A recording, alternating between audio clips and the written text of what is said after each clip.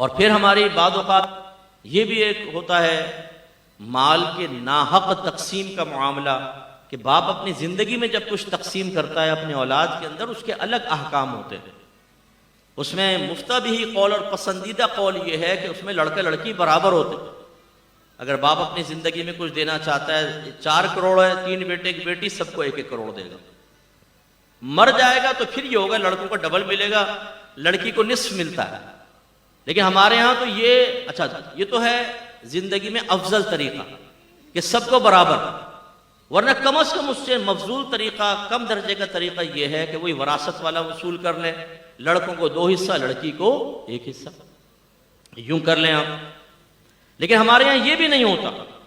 لڑکی کو تعلیم دلوا دی، جو باپ گفٹ تھوڑا بہت لا کر دیتا رہتا ہے، سوٹ دے دی، یہ پھر اس کے بعد اس کی شادی کر دی، جہیز میں دے دیا، بس بری ذمہ۔